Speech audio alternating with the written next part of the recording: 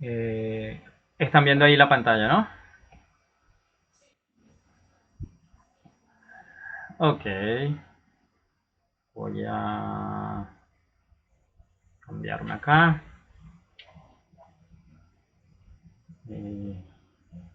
Segundo.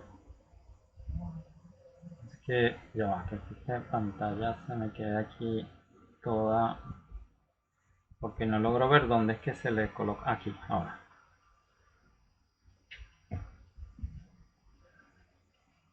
Ok. Bueno, este es el tema. Ay, yo le dejé el tema 3. Realmente es el tema 4. Este. Es relacionado sobre los métodos sísmicos, ¿no? Bueno, que yo le he llamado mediciones sismométricas, porque realmente no. Se refiere a todo lo que tenga que ver con las mediciones sísmicas y todas esas cosas. Pero realmente está centrado hacia los métodos de prospección con métodos sísmicos, ¿no? Este es un tema amplio que es muy difícil condensar en un par de clases. Entonces he tratado de resumir lo más posible, pero aún así es un poquito extenso. Entonces vamos a ver esta primera parte hoy y bueno, tratar de darle la otra clase en lo que queda de semana. Y bueno, ya será la práctica justo después de Semana Santa, porque bueno, no sé, Giovanni no estaba en ese momento, pero yo de verdad estaba conversando ahorita con Fernanda y me dijo que la semana que viene no vamos a poder tener práctica. Sí,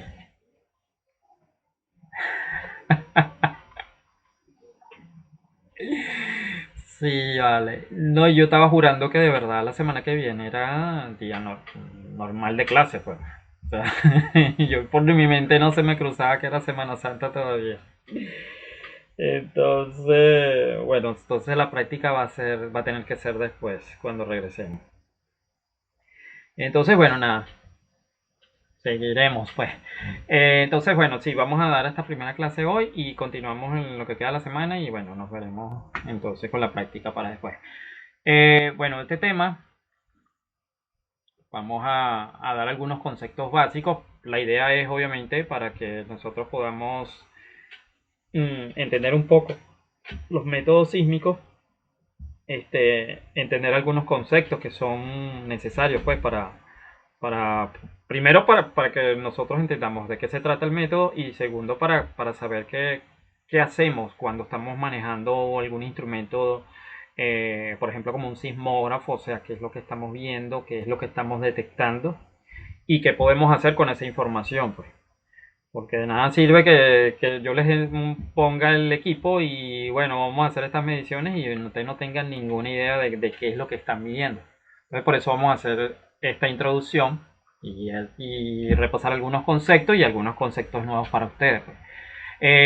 Bien, en primer término, bueno, obviamente la sismología, que es la, la parte de la geofísica que estudia los terremotos y cómo se propagan las ondas sísmicas o también llamadas ondas mecánicas, pues, en todo el interior de la Tierra. ¿Okay? Cómo se generan, cómo se propagan, cuál es la intensidad, cómo se miden esas ondas. ¿Okay?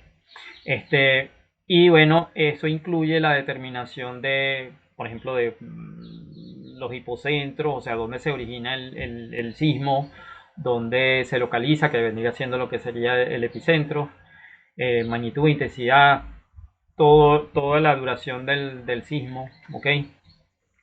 Entonces, los objetivos de la sismología en este caso sería el estudio de la propagación de las ondas sísmicas en el interior de la Tierra y con la finalidad obviamente de conocer cuál es su estructura interna, ¿ok? Eh, También cuáles son las causas que originan esos terremotos, esos temblores, eh, cómo se pueden prevenir los daños, o sea, en zonas que se puedan afectar, y alertar a la sociedad sobre esas zonas de riesgo, ¿no? Donde pues, existen posibilidades de riesgo ante algunos eventos sísmicos. Eso es lo que se trata la sismología. ¿Ok? Por su parte, el caso de la sismometría es como decir una disciplina que se deriva de la propia sismología, ¿ok? Y basa su estudio en la detección y registro de los sismos, ¿ok? cuál es, por ejemplo, cuál es la velocidad de propagación, cómo se propagan, en qué dirección. Y ok, una manera de llevar un registro más preciso de los sismos. O sea, en este caso la sismometría es simplemente la medición como tal, pero no necesariamente se centra en cómo se origina, o sea, cuál es la causa, sino simplemente la medición como tal. Y bueno, y de estas dos ramas se deriva obviamente lo que serían los métodos sísmicos de prospección, que son los que vamos a ver en la próxima clase. Entonces, y bien, este, o sea, el estudio de los métodos sísmicos, de la sismología como tal, eh, no la podemos hacer, o sea, no se puede hacer sin desvincularla de lo que es la teoría de la elasticidad. Porque realmente las ondas sísmicas, que vienen siendo ondas mecánicas y son muy similares a las ondas sonoras, ¿okay? Necesitan un medio para propagarse. Y cuando ese medio, o sea, las características de ese medio es que tiene que ser un medio elástico, pues. O sea, el medio se deforma o mejor dicho, para que se propague una onda sísmica a través de un medio, ese medio se tiene que deformar, pues. Entonces, bueno, es importante repasar o conocer algunos conceptos de teoría de la elasticidad, que las vamos a ver brevemente, pero que es importante. Van a ver algunas fórmulas que, bueno, que pronto pueden ser, no sé si han visto ya teoría de elasticidad, pero esto servirá como un poquito de repaso y un poquito de introducción a esa parte. ¿Okay? Entonces, eso es lo que vamos a hacer a continuación. Bien, sabemos que los materiales como tal, cualquier material tiene, o sea, la materia pues como tal, se presenta en tres fases, que son las fases sólidas, líquidas o gaseosas, ¿ok? Y en cada una de estas, si son sometidas a fuerzas externas, ¿no? Si un sólido, un material sólido, líquido, gaseoso, si es sometido a fuerzas externas, este material va a tender por ejemplo, en el caso de los sólidos, van a tender a mantener su forma y su volumen. Pero en el caso de los líquidos, tienden a mantener su volumen, pero no su forma. Mientras que los gases no mantienen ni su forma ni su volumen. ¿De acuerdo? Entonces, supongamos que consideramos un cuerpo bajo equilibrio rotacional y translacional. O sea, es un cuerpo que no está ni rotando ni se está trasladando, ¿no? Y obviamente es un cuerpo sólido. ¿Ok? Vamos a suponer que tengamos un cuerpo sólido que no se está rotando, que no está rotando ni se está trasladando. Entonces digamos que ese cuerpo lo sometemos a fuerzas externas. ¿Ok? Entonces ese cuerpo... Ajá, dime Fernández. Perdón. Sí, sí, la estoy pasando. ¿No la están viendo?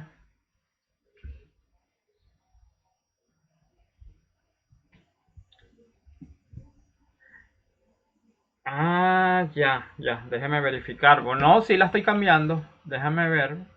Voy a chequear un momento. Espérense allí. Porque eso sí es extraño. Ahorita no ven cambio de ningún tipo. Ok. Voy a ver porque... Sí,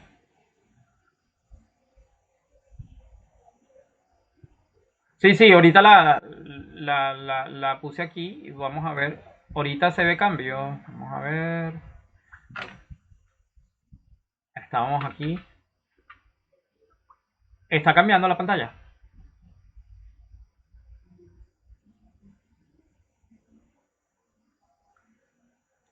No está en modo de presentación. Wow. A ver, ¿qué está pasando?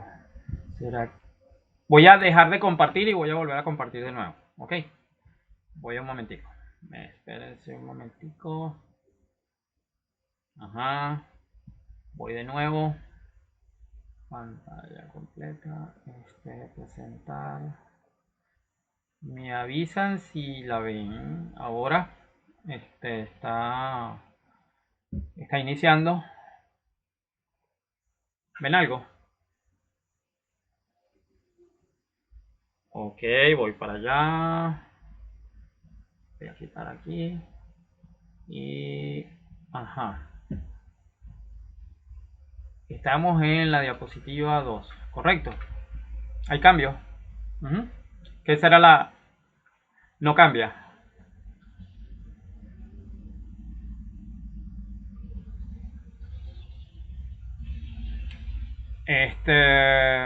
O sea, no ven no ven el contenido.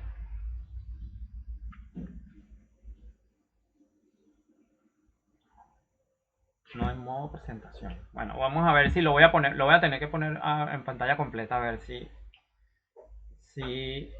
hace. Voy a compartir de nuevo, pero lo voy a hacer pantalla completa a ver si ahora si funciona.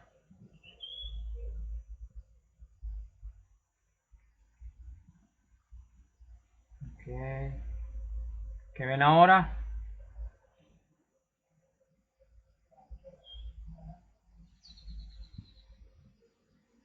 ¿Ven algo? Ajá. Ok. Ok. Y se ve, ¿no? O sea, se está actualizando, quiero decir, es la pantalla. Ok. Perfecto. Ok. Voy de nuevo entonces. Bueno, ya había definido la sismología y la sismometría. Ok. Y les estaba hablando sobre la teoría de la electricidad. Ahorita ven la pantalla, ¿no? Ok, bueno, entonces voy a continuar. Les estaba diciendo que si teníamos un cuerpo, ¿no? Sólido, al cual sometemos a esfuerzos. Por ejemplo, entonces ese cuerpo va a cambiar su forma, ¿no? De alguna manera. Entonces, necesitamos definir algunas eh, algunos conceptos que sería el concepto de esfuerzo y de formaciones, ¿ok? Para poder definir estos cambios en ese cuerpo, ¿ok? Entonces, el primer tipo de esfuerzo que podemos aplicar a un material sólido, por ejemplo, pueden ser esfuerzos de estiramiento, ¿de cual? Entonces, en este caso, sería, por ejemplo, si tenemos un cuerpo de forma, un prisma rectangular y aplicamos en caras opuestas esfuerzos en direcciones opuestas, eso sería un esfuerzo de estiramiento, ¿no? Este, y bueno, está aplicado sobre las caras de ese cuerpo, ¿ok? Sobre una superficie, o sea, un esfuerzo en este caso sería fuerza, o sea, el módulo en la fuerza por el área en donde se está aplicando. En este caso estamos hablando de caras opuestas, ¿ok? Ese sería un esfuerzo de estiramiento. Tenemos también el caso contrario. El caso contrario sería cuando estamos comprimiendo el cuerpo. En este caso tendríamos fuerzas que están comprimiendo las caras de un cuerpo. En este caso sería un esfuerzo de compresión. Pero fíjense que la medida del esfuerzo son equivalentes. Lo que cambiaría en este caso sería la dirección en la que se están aplicando las fuerzas. Tendríamos también el caso de un esfuerzo de cizalla. El caso del esfuerzo de cizalla son esos esfuerzos, o sea, también fuerzas aplicadas sobre las superficies, o sea, tangenciales a la superficie, ¿ok? En este caso, por ejemplo, tenemos fuerzas dirigidas sobre esta cara, sobre esta cara, sobre las otras caras, o sea, cualquier cara, pero ¿por qué se le llama fuerza de cizalla? Esfuerzo de cizalla porque son esfuerzos que digamos que son esfuerzos cortantes, o sea, tienden a deformar el objeto de forma tangencial a la superficie de los cuerpos. Y tenemos también los esfuerzos de presión. En este caso, los esfuerzos de presión son, digamos, muchas fuerzas, o sea, fuerzas dirigidas en todas las direcciones sobre un mismo cuerpo. ¿Ok? Vemos otra vez el mismo cuerpo prismático, pero con todas las fuerzas causando, o sea, dirigidas hacia el centro del cuerpo. ¿Okay? Eso es un esfuerzo de presión. Entonces tenemos esos cuatro tipos de esfuerzos principales que podemos clasificar. Sí están viendo las láminas, ¿no? Ahorita sí las están viendo todas. Perfecto. Ok, vamos a continuar. Ok, entonces imaginemos nuevamente que tenemos el cuerpo prismático sometido a una fuerza F. Ok, entonces esa fuerza F quedaría definida por sus componentes Fx, Fy y Fz. Ok, tenemos las caras de ese cuerpo prismático. Imagínate que ese cuerpo prismático es un cuerpo infinitesimal, ¿no? Un cuerpo prismático, pero muy diminuto, muy pequeño. Un elemento diferencial. ¿Ok? Entonces, las caras de ese cuerpo van a tener un área, por supuesto. Un área también infinitesimal. Que en este caso, si están dirigidas en los mismos ejes principales, X, Y, Z, entonces tendríamos el área a sub X, que vendría siendo representada también por un vector, ¿no? O sea, podríamos representar el área de esa superficie como un vector, donde el módulo de ese vector vendría siendo el mismo área de la superficie. En este caso tendríamos a sub X sería un vector dirigido en la misma dirección del eje X, pero cuyo módulo es el área de ese elemento. Lo mismo para Y y lo mismo para Z. Entonces, sabiendo esto, podríamos decir o definir pues que esta, esa fuerza que actúa en la dirección del eje X sobre un pequeño elemento de superficie puede ser designada como F sub X, mientras que la orientación y magnitud de ese elemento, ok, ya lo dijimos, estaría representada por el área, ¿no? Eh, entonces, podríamos definir el esfuerzo en la dirección del eje X, ¿no? Y ese esfuerzo en la dirección del eje X sería simplemente dividir eh, esa fuerza o el módulo de esa fuerza dividido entre el módulo de esa área, ¿ok? Y entonces ahí quedaríamos representando el esfuerzo o la tensión como por el símbolo sigma sub xx, ¿ok? Este caso sería la deformación principal en el eje X. Y del mismo modo, podríamos definirlo también si dijimos ajá, que este es, por ejemplo, eh, ajá, ya dijimos que tenemos el área sería este vector que está acá y tenemos la fuerza. Entonces, fuerza F sub X sobre el área X, esto me da, obviamente, eh, como es como son elementos diferenciales, nosotros aplicaríamos un límite, ¿no? Un límite cuando esa a sub x se tienda a cero. ¿Ok? Y eso sería igual a el esfuerzo en la dirección xx. Pero también tenemos esta componente en y que la podríamos aplicar en esta cara, ¿verdad? O sea, paralela. Esta f sub y. Entonces, si aplicamos el mismo concepto, sería, en vez de fx, sería f sub y sobre a sub x. Entonces ahí definiríamos la deformación en y debido, perdón, en x debido a y. ¿Ok? Y lo mismo, eh, la deformación en x debido a z. Si consideramos esta dirección. ¿Ok? Para f sub y. Porque la estamos aplicando todas a la cara que da perpendicular al eje x. ¿Ok? Entonces quedarían definidos así los esfuerzos principales, que los vamos a llamar con la letra griega sigma, ¿no? De esfuerzo principal en X es el límite cuando el área tiende a cero de la fuerza en X, o sea, de la componente de la fuerza en X dividido entre el área X. Lo mismo sería, esto sería ya un esfuerzo de cizalla, ¿ok? De cizalla porque está aplicada sobre una cara, ¿ok? Entonces, seguimos usando la misma cara en X, pero la estamos en este caso aplicando la fuerza en la dirección Y. Y lo mismo sería para el esfuerzo de Z en X, el límite cuando el área tiende a cero de la fuerza en Z dividido entre el área X. ¿Ok? Esos serían el esfuerzo principal y sus esfuerzos de cizalla. ¿Ok?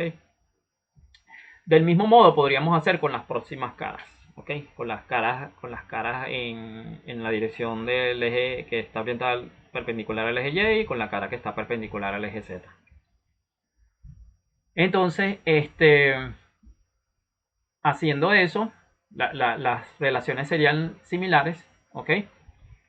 Y tendríamos las diferentes componentes, ¿no?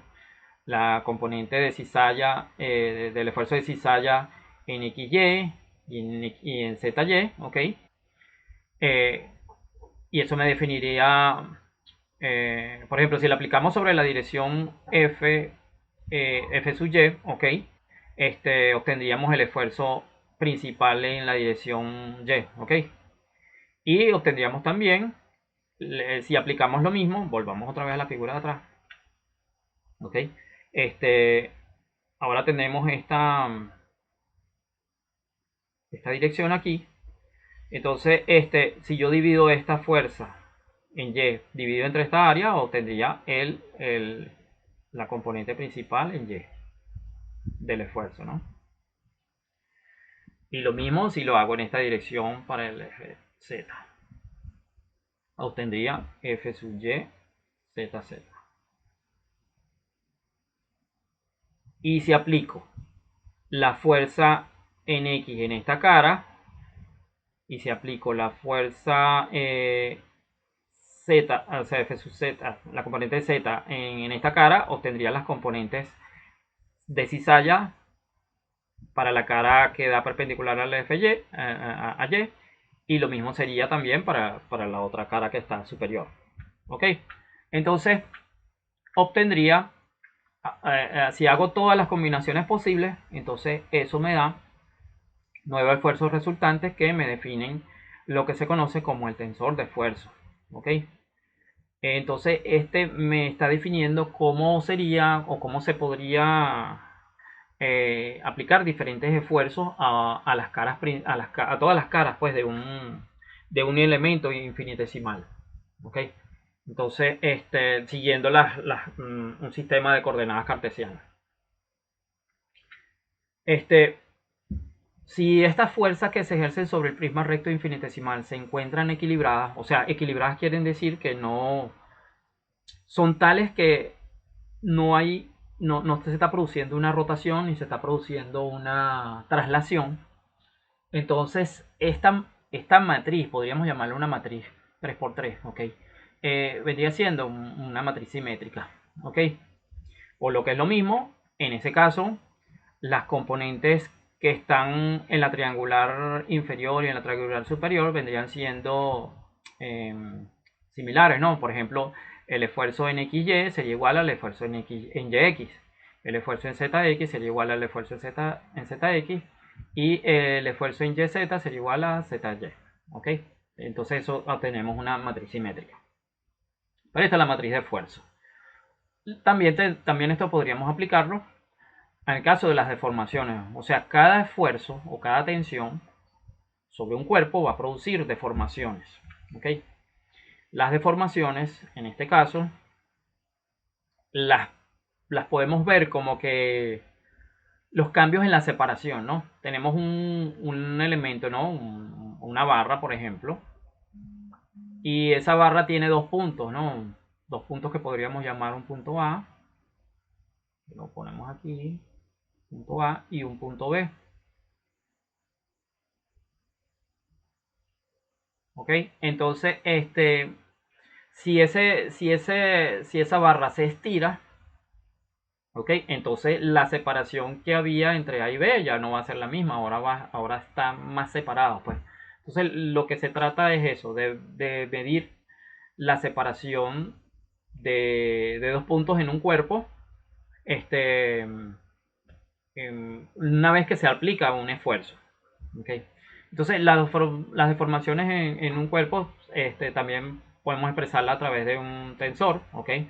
Entonces vamos a considerar el caso inicial de, por ejemplo, voy a borrar aquí, voy a borrar esto. Ok, considerando el caso unidimensional de dos puntos que están, por ejemplo, separados, ¿no? en dos puntos. Por ejemplo, tenemos un punto que vamos a llamar X, ¿verdad? En una barra longitudinal. Y tenemos otro punto que está separado a una distancia delta X, ¿no? O sea que la distancia de aquí a acá es delta X. Ok, entonces, si ese cuerpo es sometido a esfuerzos, ¿verdad? A un esfuerzo de estiramiento, vamos a suponer. Entonces, ese cuerpo obviamente se va a estirar, ¿verdad? Pero ¿qué cantidad se va a estirar? Se va a estirar, por ejemplo, o sea, si digamos que si cuando lo aumentamos, él se separa, o sea, el punto X, que inicialmente estaba acá, él ahora, después de sufrir esa deformación, ahora el punto A se desplazó para esta nueva posición, ¿verdad? Una posición en una cantidad U, o sea, aumentó esta distancia, pues estaba aquí, ahora está aquí, o sea que ahora el X está en esta posición. Pero como es un cuerpo que no es perfectamente elástico, ¿ok? Sino que se está deformando, o sea, si no fuese, o sea, si fuese perfectamente elástico no hubiera deformación, ¿ok? Sino que él otra vez volviera a su estado natural. Pero entonces en este caso se está deformando. Entonces este punto ahora, el punto que antes era x más delta x, ahora es delta x más delta x más u, ¿ok? Que es este que está acá, más un pequeño diferencial de esta distancia u, ¿ok? Que la definimos como este valor. Esto es un incremento diferencial, pues, es lo que ustedes vieron en el cálculo 1, ¿ok? Entonces esta cantidad que está aumentando es lo que realmente está variando la longitud original del cuerpo. Porque si no, se mantuviera, o sea, estas distancias que está de aquí a acá, hasta esta parte, hasta acá, se mantuviera, ¿ok? Porque seguiría siendo delta X. Pero no, el cuerpo ahora, una vez que lo deformaste, ahora mide un poquito más. Ahora mide esta distancia delta X más esta más delta U. ¿Ok? Entonces el desplazamiento final de este punto, o sea, estamos hablando de la posición final, va a ser igual ahora X más delta X más U más delta U. ¿Ok? Aquí está expresado todo acá en el gráfico. Cuestión de analizar la gráfica y ver de dónde salen los valores, ¿no? Pero entonces lo que estamos viendo es una nueva modificación de la posición. Entonces, eh, si nosotros queremos ver, ok, ya dijimos que este nuevo desplazamiento es igual a esta cantidad, que dijimos que es un incremento diferencial. Entonces, de acuerdo a esta nueva posición, eh, por ejemplo, la separación inicial del punto X, ¿ok? Ya dijimos que, o sea, si aumentó en una cantidad U, ¿ok? Entonces ahora, eh, por ejemplo, vemos aquí la separación inicial de los puntos era de delta X, ¿no? Que ya dijimos que era la separación entre estos dos. Pero cuando el cuerpo es sometido a esfuerzos de estiramiento, este nuevo punto, bueno, el X se desplazó una cantidad U, mientras que el otro se desplazó una cantidad U más delta U. De manera que la separación final es delta X más delta U. Y luego, la componente de la formación paralela al eje X que resulta del pequeño desplazamiento es denotada por esta cantidad que vamos a llamar epsilon sub xx, que sería la deformación principal en esta dirección longitudinal. ¿Okay? La dirección longitudinal en este caso es la dirección a lo largo de la barra. Entonces esta deformación longitudinal sería los cambios en la separación. ¿Cuáles son los cambios en la separación? Bueno, mejor dicho, la separación original, obviamente ya dijimos que era delta X, ¿no? La separación entre el punto X y esta esquina de esta barra era delta X. Pero los cambios en la separación, bueno, ahora va a ser esta cantidad, que sería esta cantidad delta U, ¿verdad? Que es la posición final, ¿verdad? Menos la cantidad delta X, que era la versión original, ¿ok? La separación original. Es decir, esta es la final, separación final, y esta es la separación inicial, dividido entre la separación inicial, ¿ok? Entonces eso es lo que está midiendo la deformación. La deformación lo que está midiendo son cambios, los cambios en la separación entre la separación original. Eso es lo que es la deformación. ¿Me están siguiendo?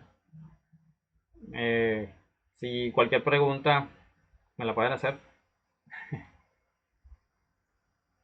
Hola. Sí, seguro. Ok.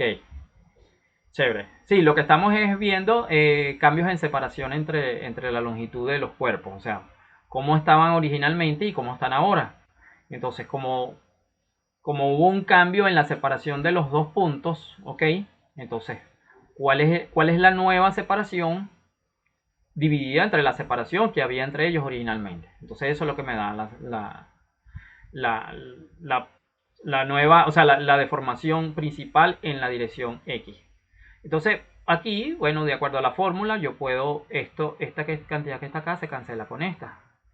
Y esta cantidad se cancela con esta. ¿Y qué me queda? Bueno, me queda que la deformación principal es igual a la derivada de, de esta variación en separación, o sea, de esta nueva posición, dividida entre o sea, la diferencial de x, ¿ok? Esa es la deformación. Fíjense que son prácticamente derivadas, ¿no? En la dirección en la que se está produciendo el desplazamiento. Entonces, la descripción de la deformación longitudinal puede ser extendida también a 3 dimensiones, ¿ok? Esto lo podemos aplicar en las direcciones X, Y y Z, ¿ok? Entonces, sería equivalente, totalmente equivalente, solo que ahora cambiarían obviamente las componentes, ¿ok? Tendríamos el esfuerzo principal, perdón, la deformación principal en Y y la deformación principal en Z. Este, Antes de obtener el tensor de deformación, también vamos a ver qué pasa, por ejemplo, en otras circunstancias, porque aquí resulta que los esfuerzos principales, perdón, las deformaciones, cuando son, o sea, cuando estamos estirando un cuerpo, ese cuerpo se está estirando, okay, obviamente, pero no hay, los cambios no son independientes de la dirección, sino que pueden haber cierta relación. Por ejemplo, si nosotros deformamos un cuerpo en la dirección vertical, ¿ok? O digamos en la misma dirección X, aquí está representado la dirección X en la vertical y la dirección Y en la horizontal, pero es equivalente. Digamos, este cuerpo está siendo estirado, ¿verdad? En la dirección del eje X. Pero ¿qué pasa? Que cuando lo estiramos, a medida que lo estiramos, el cuerpo también se está adelgazando en la dirección transversal, ¿ok?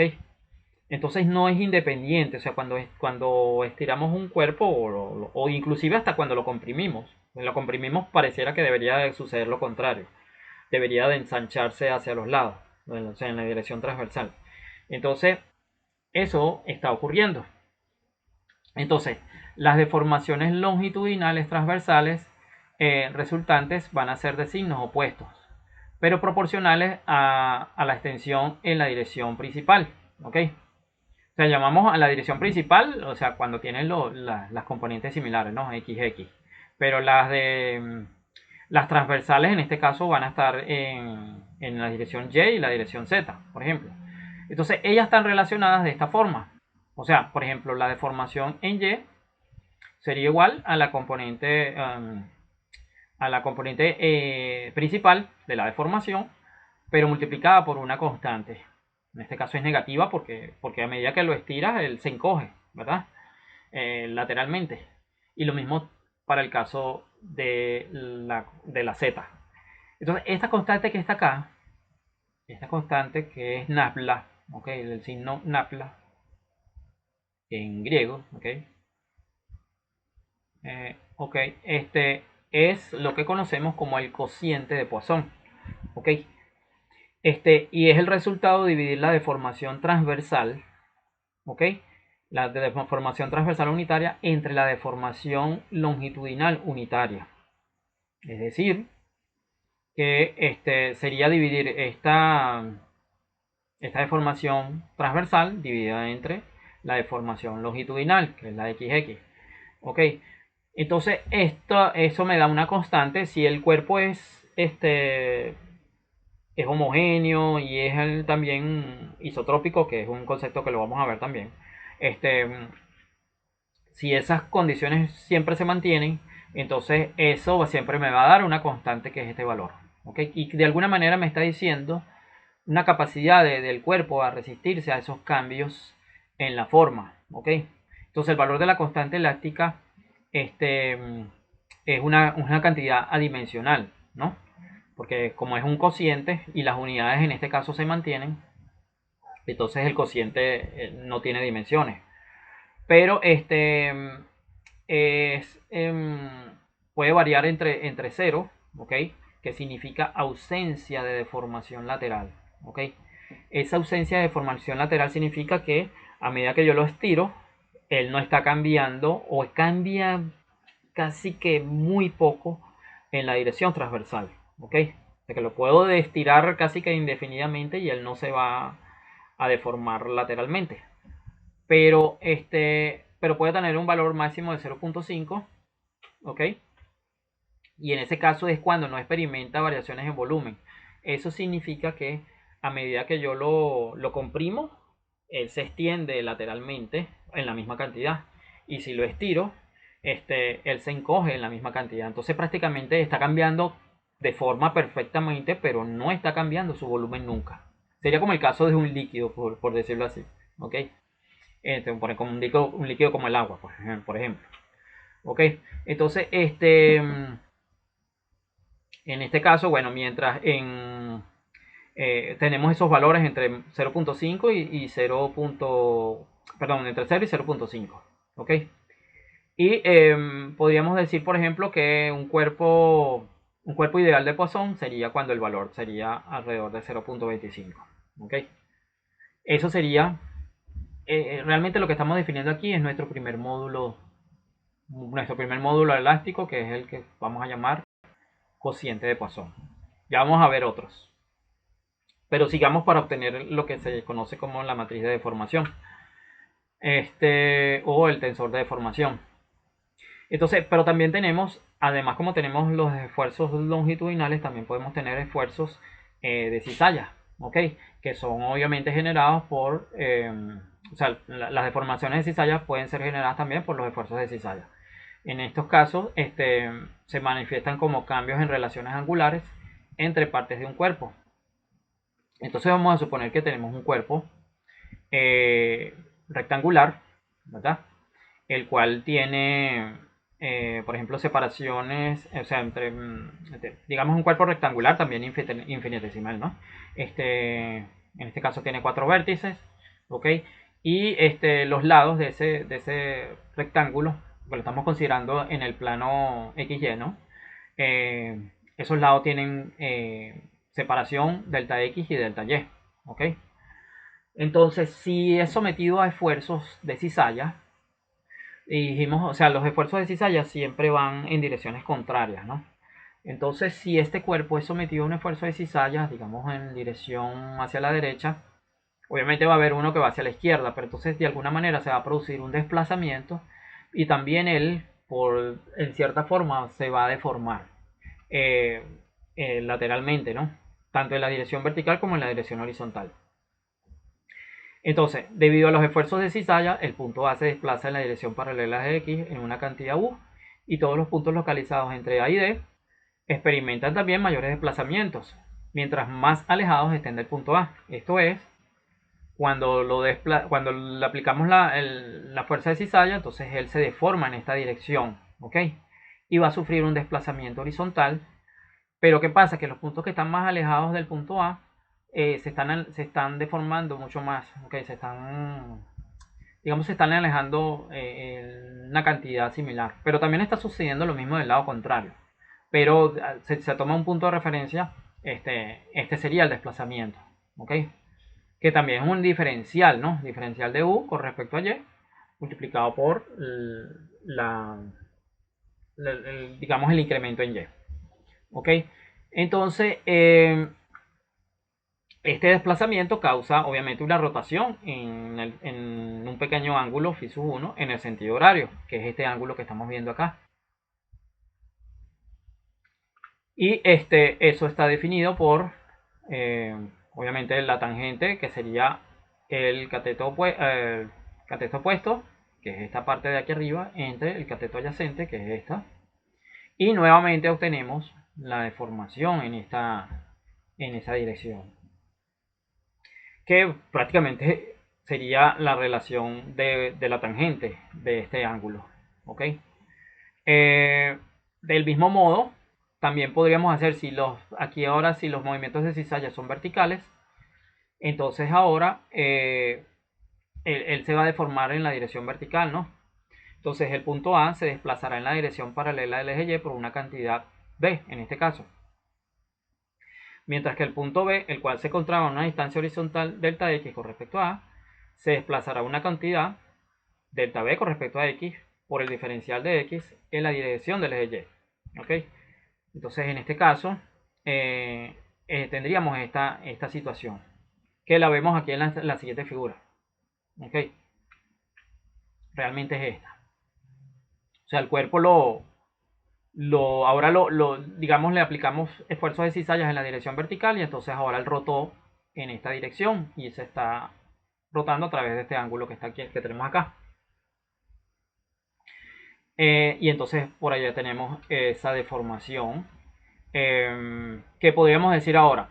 La deformación elástica producen pequeños desplazamientos infinitesimales y para ángulos pequeños se puede escribir que la tangente de phi sub 1 es aproximadamente el ángulo phi sub 1 porque son desplazamientos muy pequeños, ¿ok? Y lo mismo para tangente de phi sub 2. Entonces, la deformación de cizalla en el plano XY, ¿ok? Estaría definida como la contribución de ambos desplazamientos. Y por eso se coloca de esta forma, un medio de la deformación con respecto a X y la deformación con respecto a Y. Que se vendría siendo esta forma que tenemos. O sea, al final él queda deformado de esta manera.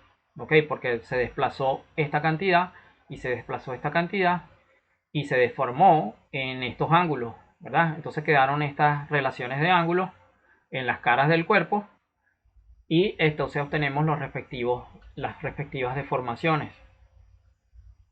Entonces nosotros podríamos transponer esto en las direcciones opuestas, o sea, en la cara posterior, y obtendríamos equivalente, pues. O sea, el desplazamiento correspondiente en U y B se obtiene, o sea, transponiendo los valores, se obtiene la componente de cizalla epsilon sub yx, que sería esta expresión que tenemos acá.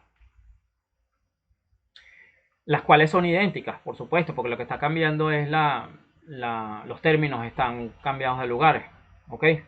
Entonces podríamos decir que la deformación angular total en el plano XY sería la sumatoria de estas dos, ¿no? De estas dos expresiones que tenemos acá. Con lo cual obtenemos dos veces la deformación de, por ejemplo, epsilon sub xy más epsilon sub yx, que serían las deformaciones de cizalla, sería igual a dos veces la deformación de la deformación en xy, ¿ok? O dos veces la deformación en yx. Lo mismo podríamos aplicarlos para las otras componentes. Entonces, todo esto nos define las deformaciones angulares, pues en los planos XY, YZ y ZX. ¿Ok? Que tendremos estos valores que tenemos acá para cada uno. Y todas estas componentes me definen entonces lo que se conoce como la matriz o el tensor de deformaciones, que es equivalente o sea, es el resultado de la matriz o sea, de aplicarle esfuerzos pues en cada una de esas direcciones. Entonces, básicamente es esto, ¿ok? Entonces, yo no sé si ustedes ya habían visto teoría de elasticidad. De pronto estos son conceptos un poco abstractos si uno no los ha visto todavía. Sí, mecánica y elasticidad. Sí, correcto. Ya ustedes lo vieron, me imagino. Todos. Ok, perfecto. Perfecto. Sí, son conceptos un poco abstractos, pero nada, realmente lo que yo quiero mostrarles acá es que ustedes vean qué relación tiene esto con las ondas sísmicas, ¿ok?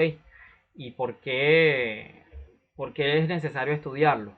Ok, bueno, básicamente ya vamos a ver esto de alguna manera, o sea, las deformaciones y los esfuerzos son los que producen, o sea, cuando se produce una onda sísmica se está produciendo deformaciones y esfuerzos en el medio en el cual ellas se propagan.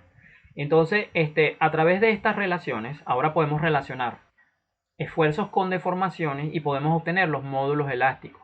Los módulos elásticos nos permiten saber este, cuánto, cuánto se resisten algunos cuerpos a esas deformaciones, ¿no?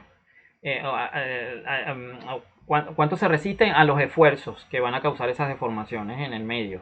Y de alguna manera me va a decir qué tan rígido es, exacto, de alguna manera esa información yo la puedo extraer inclusive de las mismas ondas sísmicas porque me permite saber, por ejemplo, cuánto puede resistir una estructura a una onda sísmica de fuerte, o sea, para evitar que, por ejemplo, se caiga algún edificio o genere alguna catástrofe, porque las construcciones no fueron hechas siguiendo ciertos parámetros específicos. Ok, todas esas variables se pueden extraer de las mismas ondas sísmicas que se están propagando en un medio. Vamos a ver los módulos elásticos para ver qué podemos extraer de allí. Inclusive van a ver que se pueden relacionar también con las velocidades de las ondas. Ok, si un cuerpo es sometido a esfuerzos, ok, si se deforma elásticamente, entonces, y obviamente ese cuerpo cuando se deforma sigue la ley la ley de Hooke, ok, entonces la razón, perdón, o cociente entre los esfuerzos y las deformaciones definirán los módulos elásticos del cuerpo, ok. Entonces, eso es un cociente, ¿verdad? Y como estamos dividiendo esfuerzos entre deformaciones, pero las deformaciones en este caso son adimensionales, ¿ok? Entonces prácticamente todo quedaría expresado en unidades de los mismos esfuerzos que vendrían siendo en unidades de fuerza sobre área, ¿no? Newtons por metros cuadrados. ¿Ok? Entonces, los módulos elásticos que son más conocidos, los que más se usan, son los módulos de Young, módulos de rigidez y el módulo de incompresibilidad, que también se conoce como el módulo de Bulk. Entonces, vamos a ver cada uno de ellos rápidamente. El módulo de Young, ¿ok? Permite medir la resistencia de un material al someterlo a esfuerzos de estiramiento y compresión. Imagínense que estiramos un cuerpo, ¿verdad? Lo sometemos a esfuerzos de estiramiento o de compresión también puede ser. Entonces, este, ¿qué hacemos? Si nosotros dividimos el esfuerzo que estamos aplicando a ese cuerpo entre la deformación principal, ¿ok? Entonces, eso es el módulo de Young. O sea, resulta de dividir el esfuerzo al cual se somete un cuerpo entre su deformación resultante. Estamos hablando de esfuerzos principales y deformaciones principales. Entonces, en este caso, la deformación longitudinal va a ser proporcional a la correspondiente componente de esfuerzo. ¿Ok? Entonces, fíjense, el esfuerzo principal en la dirección del eje X es igual a una constante multiplicada por su deformación. O lo que es lo mismo, o sea, E, en este caso, o sea, realmente es epsilon, no es E, sino epsilon, pero, ok, sería sigma sub xx. O sea, el esfuerzo principal en la dirección X dividido entre la deformación en el eje X también. La deformación longitudinal. Esa es una constante que la llamamos con el módulo de Young. Y prácticamente me dice cuánto se resiste un cuerpo, pues. ¿Ok? A los esfuerzos de estiramiento y compresión sin experimentar cambios de forma, ¿no? ¿Ok? Entonces eso es lo que está haciendo el módulo de Young. Voy a borrar aquí. Ok, entonces esa constante de proporcionalidad que ya dijimos que se llama módulo de Young, ¿ok? Tiene unidades de fuerza, es decir, fuerzas sobre longitud al cuadrado, es decir, fuerza sobre área, ¿ok? Y en geofísica la unidad más comúnmente utilizada es el pascal, o lo que es equivalente al newton por metro cuadrado. Tenemos también el módulo de cizalla, ¿ok? O se conoce también como el módulo de rigidez y se representa por la letra griega mu, ¿ok? En este caso, eh, este módulo lo que hace es medir esa propiedad que tienen algunos materiales de resistirse al cambio de forma sin experimentar cambio de volumen, ¿ok? Entonces, en este caso, eso es definido por las deformaciones de cizalla. Fíjense que esto era a través de los módulos principales, o las deformaciones principales y los esfuerzos principales, pero en este caso serían esfuerzos y deformaciones de cizalla. Entonces también es proporcional, o sea, la deformación de cizalla es proporcional a cada componente correspondiente de esfuerzos de cizalla. En este caso tenemos eh, aquí me falta un símbolo que es mu. Me lo estoy viendo ahorita. ¿Ok? Eh, sería igual a, o sea, la componente de cizalla va a ser, o sea, el módulo de rigidez, perdón, va a ser igual a sigma sub xy, ¿ok?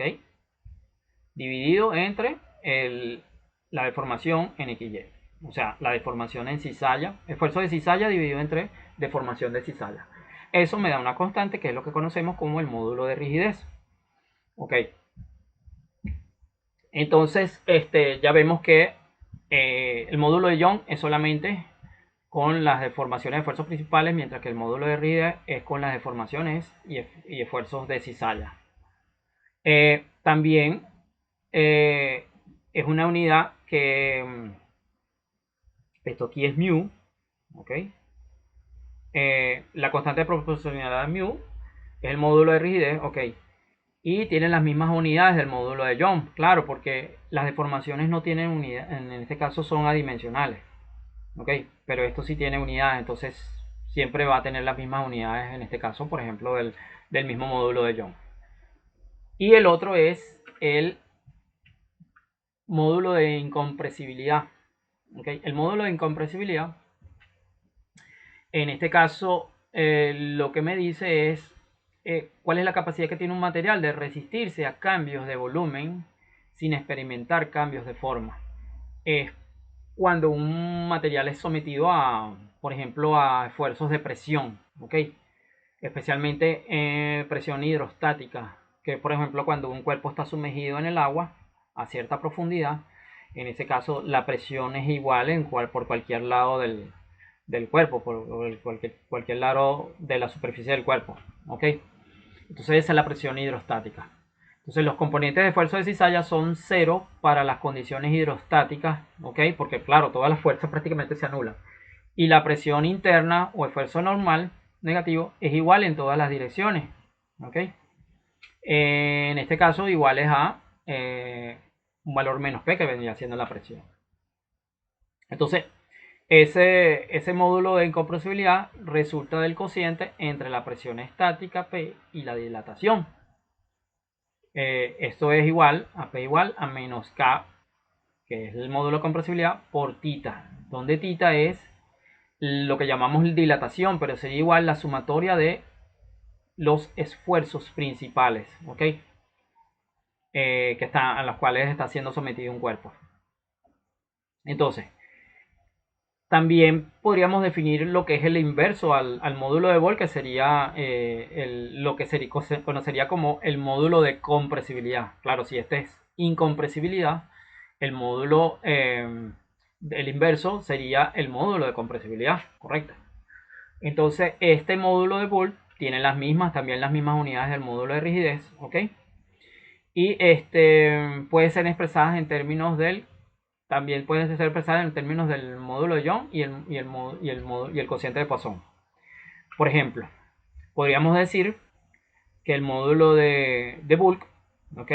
Sería igual al módulo de Young entre 3 veces 1 menos 2 veces el cociente de Poisson. Y el módulo de rigidez sería igual al módulo Young dividido entre 2 veces 1 más el cociente de Poisson. ¿Okay? Entonces de esta manera se empiezan a relacionar los módulos elásticos unos con otros. Pero no solamente se relacionan con ellos, sino también, como ya vamos a ver, se relacionan también con las velocidades de las ondas sísmicas. Ok, la densidad, por el contrario, no se considera una constante elástica, pero es importante la transmisión de las ondas elásticas en las rocas. Fíjense, ya hemos definido prácticamente los módulos de edad. Dijimos primero la constante, el cociente de Poisson, que fue el primero, módulo de Young, módulo de rigidez y el módulo de compresibilidad. Y también podríamos decir que la densidad también es, aunque no es una constante elástica, pero también podemos decir que es importante pues para la transmisión de las ondas elásticas. Entonces, esos son los módulos, los que conocemos como módulos elásticos. Y ya vamos a ver que pueden estar relacionadas con las velocidades de las ondas sísmicas. Antes de eso, vamos a definir un poco lo que es la anisotropía, que es otro concepto importantísimo. Fíjense, ahorita hemos considerado cada uno de estos parámetros como si fuesen constantes, ¿verdad? Pero en la naturaleza no siempre es así, pues.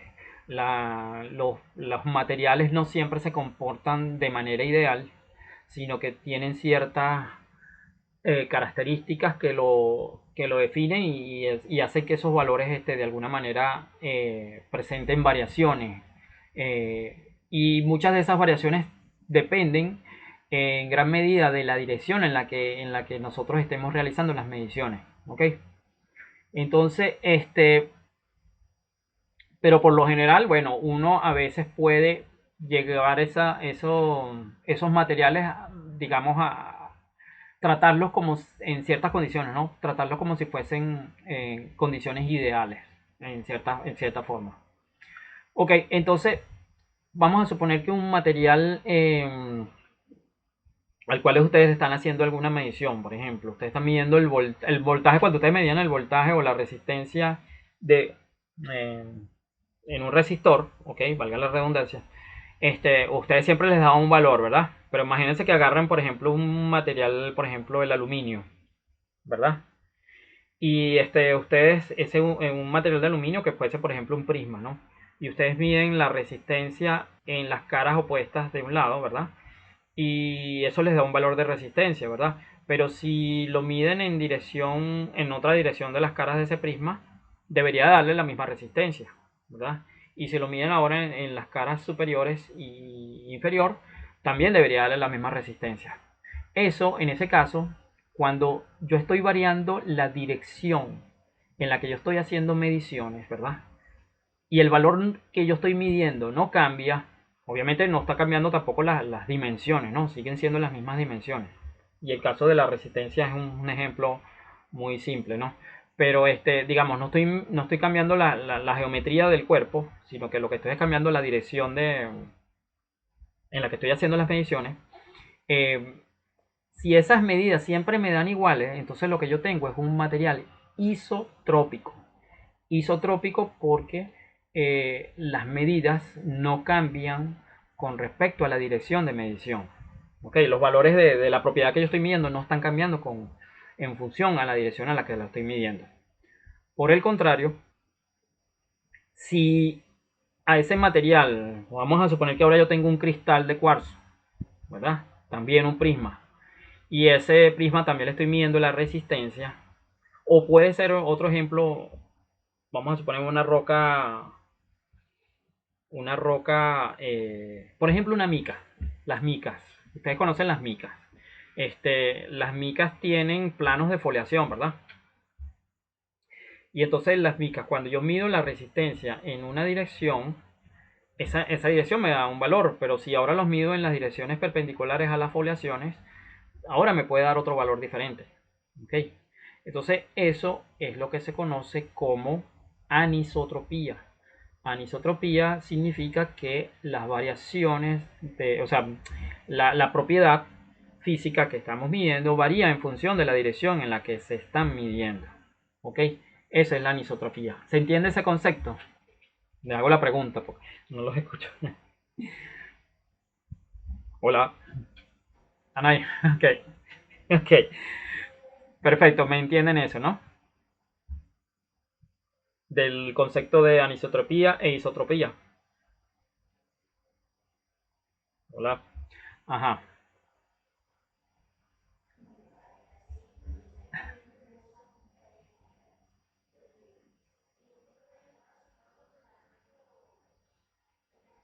Ujú.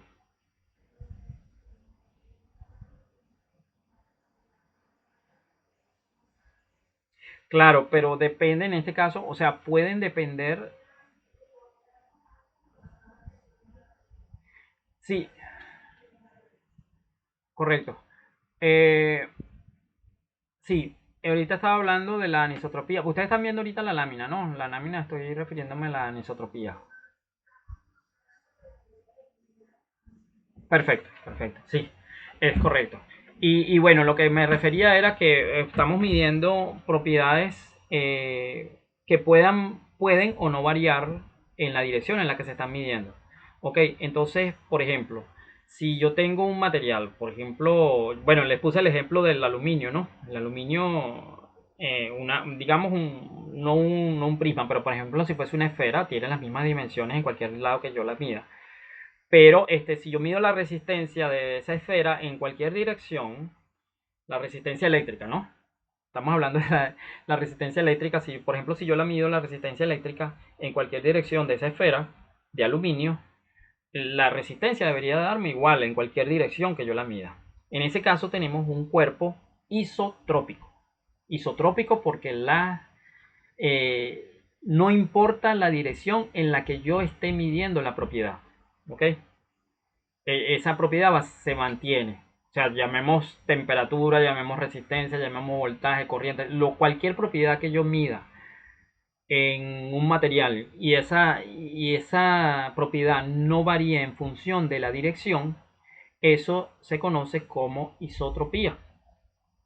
Pero ahora, si, si esas propiedades varían en función de la dirección, como por ejemplo cuando yo tenía una mica, o sea, las micas son minerales, ¿verdad? Que son una especie de cristales, pero que tienen foliaciones, ¿verdad?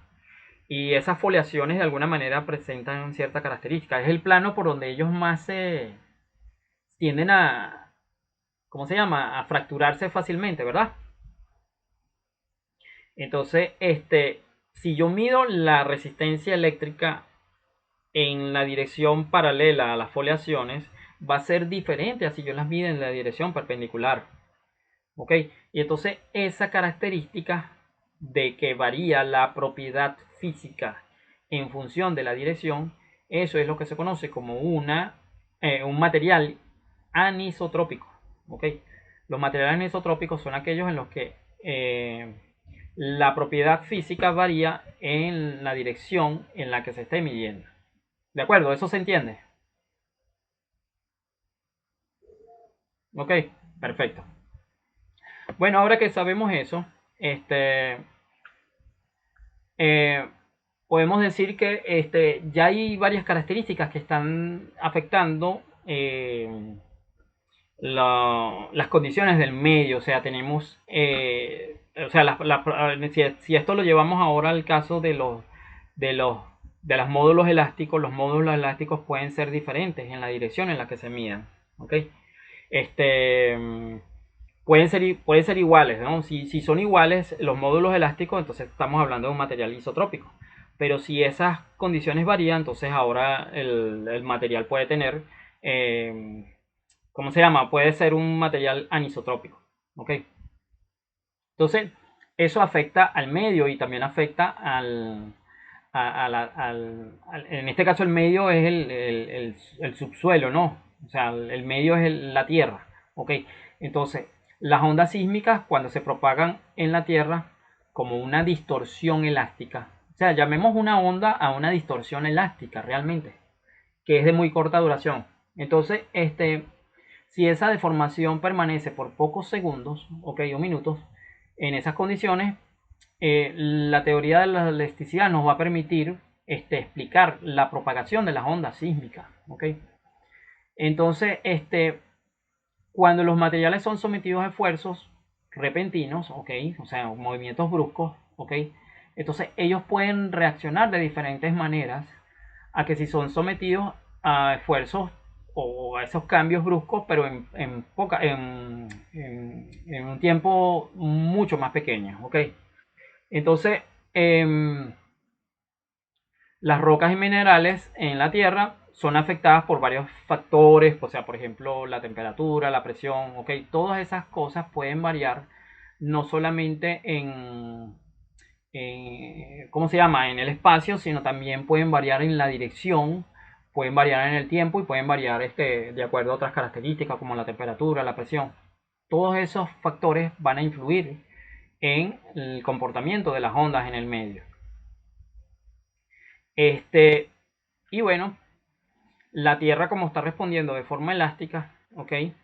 Ese comportamiento inelástico de la Tierra está relacionado también con propiedades petrofísicas de las rocas y minerales.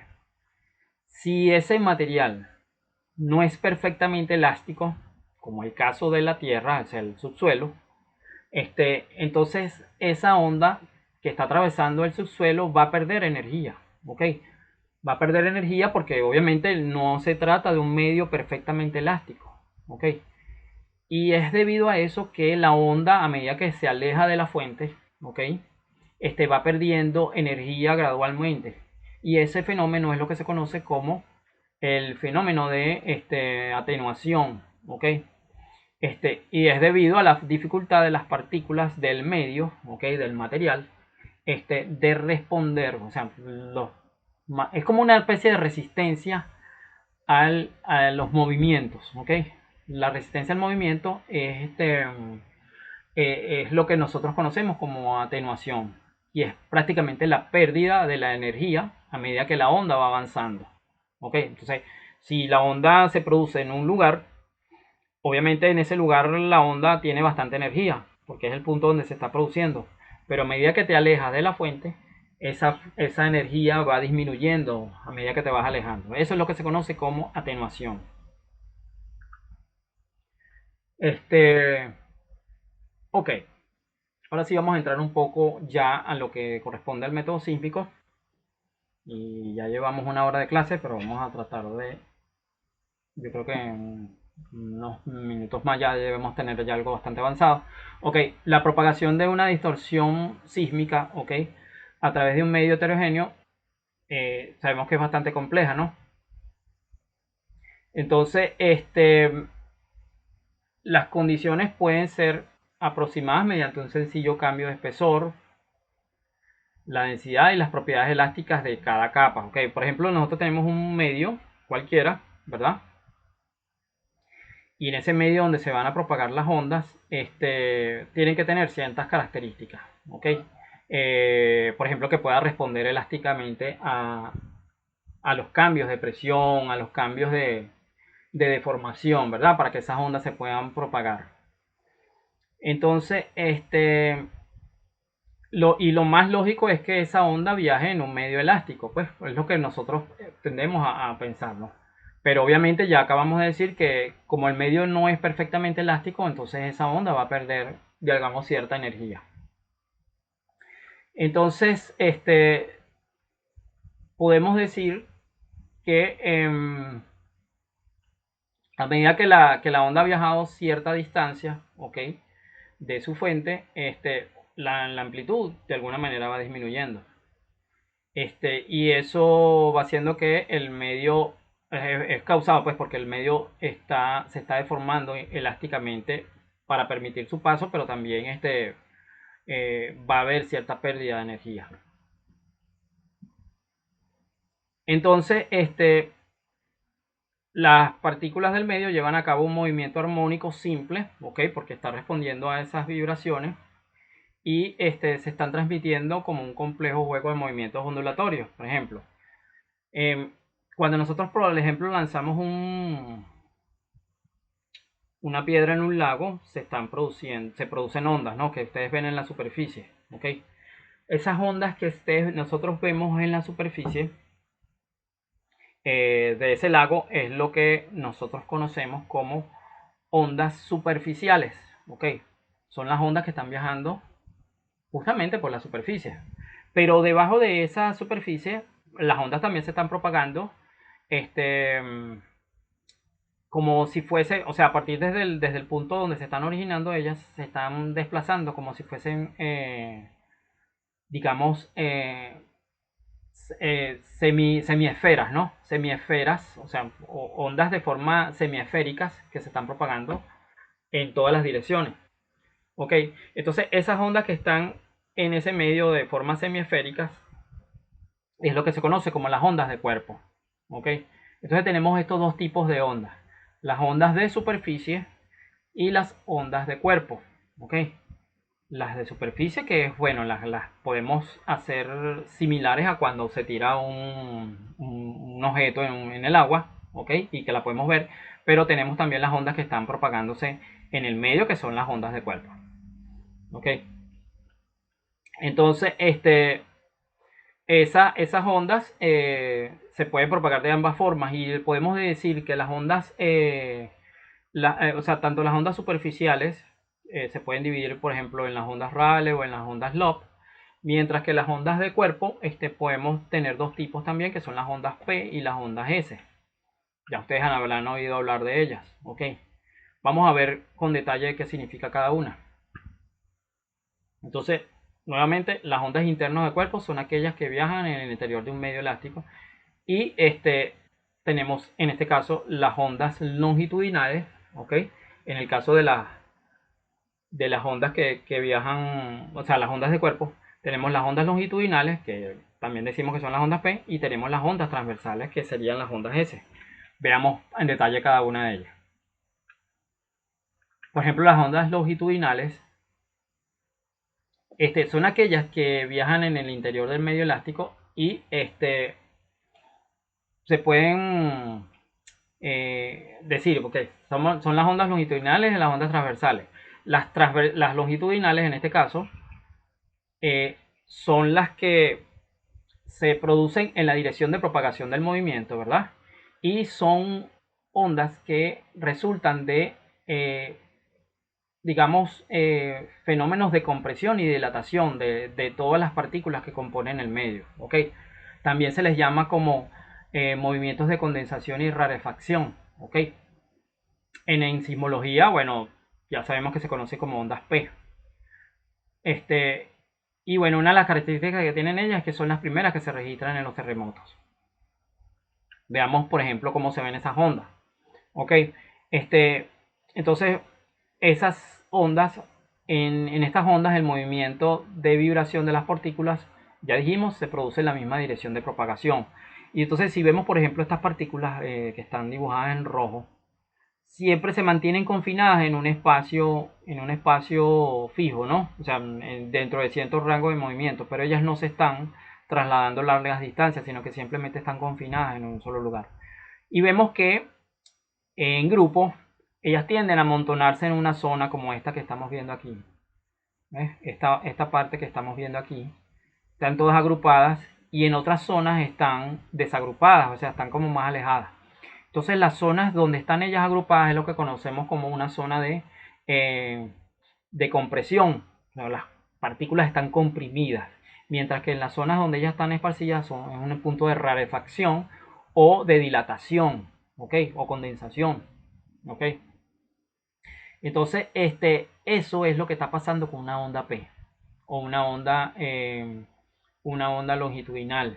Ella se está propagando en la misma dirección, o sea, la energía se está propagando en la misma dirección del movimiento, pero esa energía se está propagando porque en algunas zonas se está comprimiendo las partículas y en otras zonas se están, digamos, alejando, se están condensando o dilatando, ¿ok? Esto es lo que está pasando. Entonces ya empiezan a darse cuenta de cómo se empiezan a relacionar las ondas sísmicas con los fenómenos de elasticidad y deformación, ¿ok?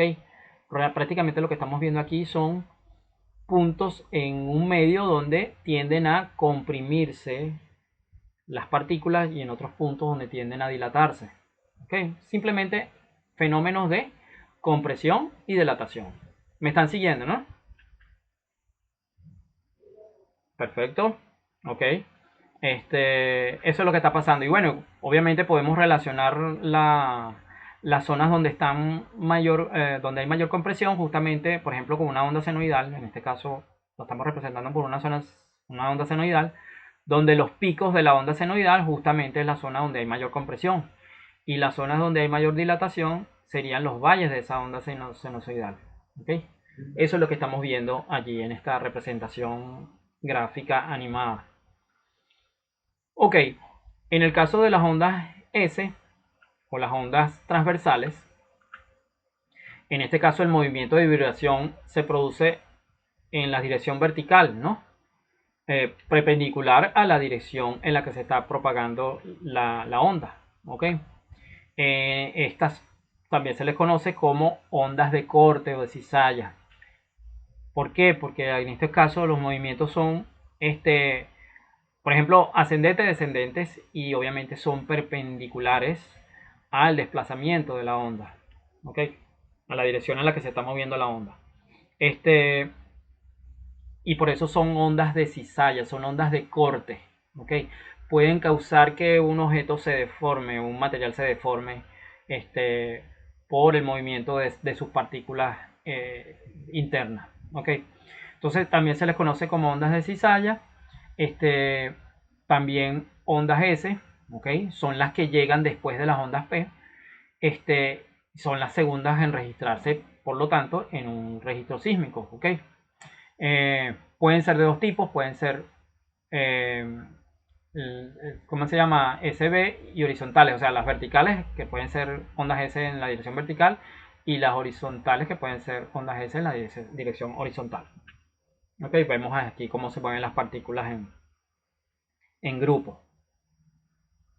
Es bastante didáctico verlo de esta manera. Ok. Tenemos también las ondas superficiales. Ok, las ondas superficiales tenemos los dos tipos que son las ondas Rayleigh y las ondas Loeb. Las ondas Rayleigh, digamos que es como una combinación de las ondas P y las ondas S, pero en este caso,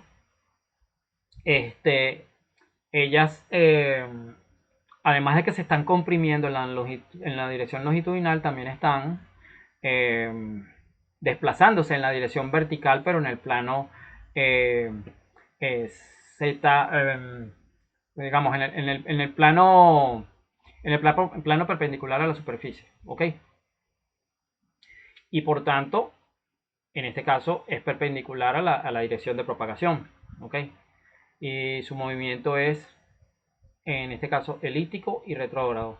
Un ejemplo que yo conseguí en internet, como por ejemplo, cómo es una onda Rayleigh realmente, viene siendo más o menos algo así como esto, que es lo que ustedes ven, por ejemplo, en el agua, ¿ok? Este, o en una pecera, ¿ok?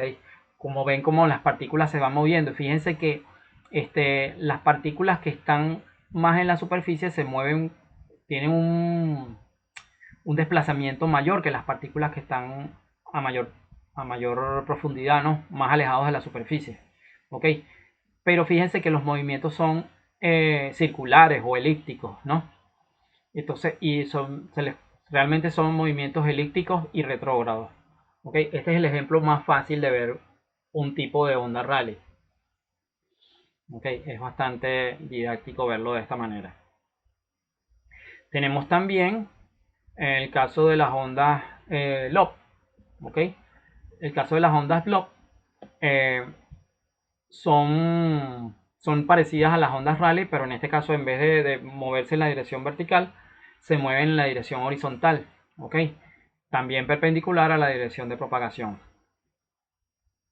Se propagan en un medio que está limitado en su parte superior por una superficie reflectora ideal, por ejemplo como la discontinuidad suelo y aire, que es totalmente en la superficie límite entre el suelo y el aire, ¿ok?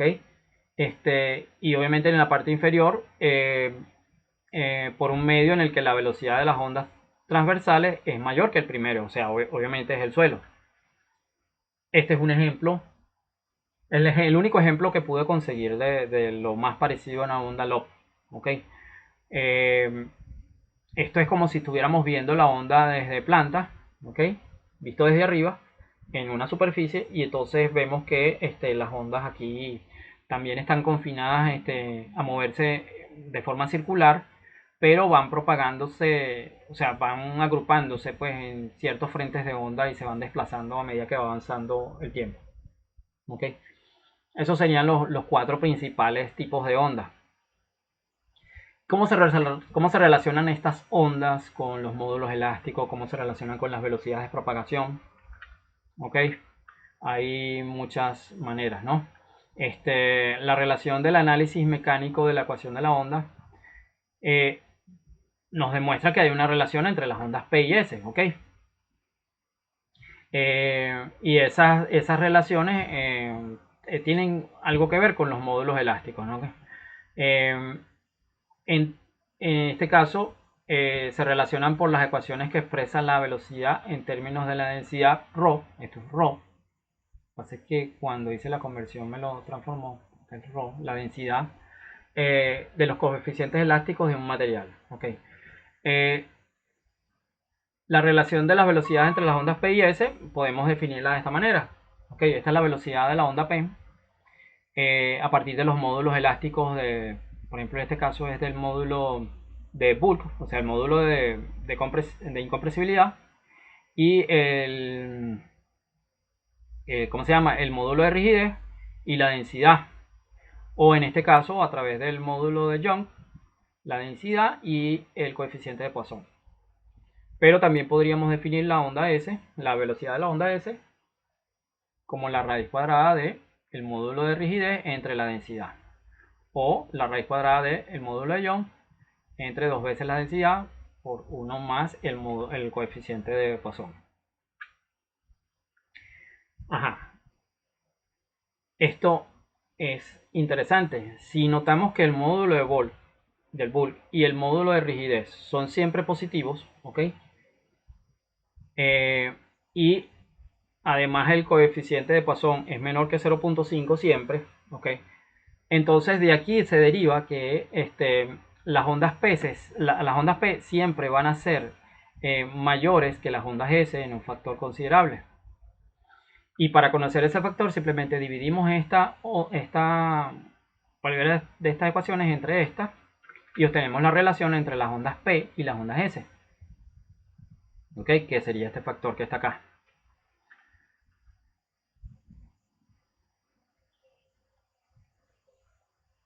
También vemos que la ecuación de las velocidades de las ondas P muestra que estas pueden propagarse en medios sólidos, ¿verdad? En medios sólidos, líquidos o gaseosos. Todos son compresibles, por supuesto.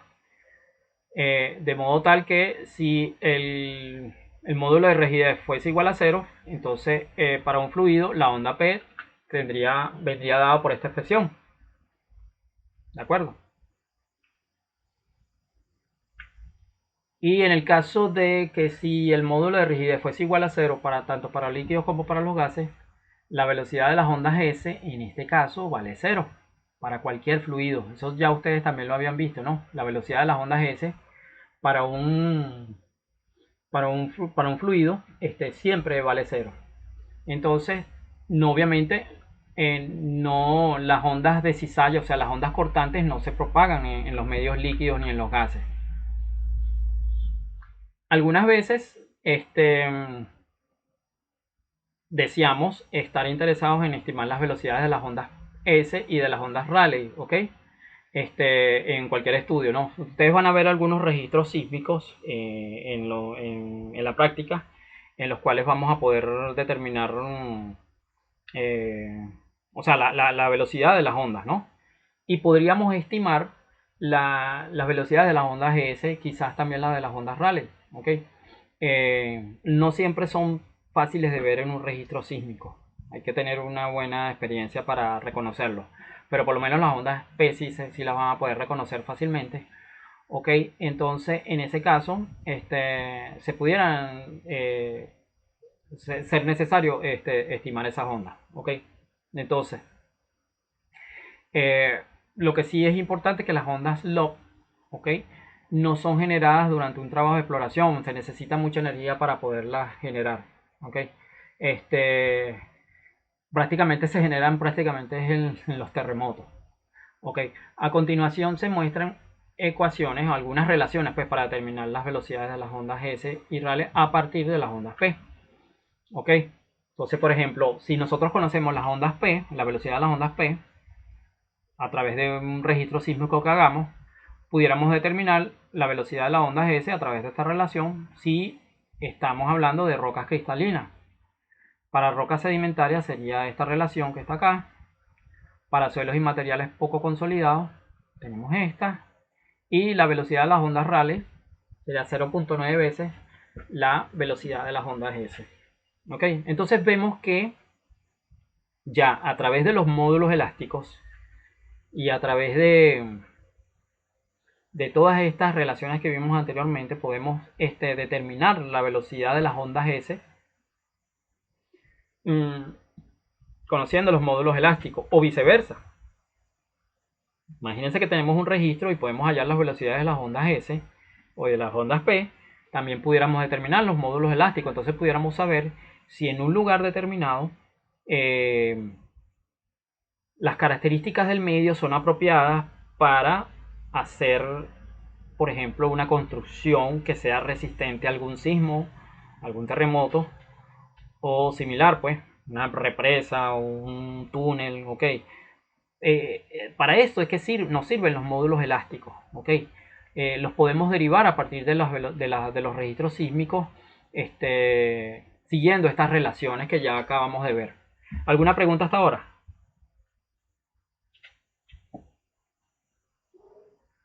Ok, ya nos estamos acercando casi que al final de la clase de hoy. Y bueno, son conceptos un poco largos, pero vamos a irlos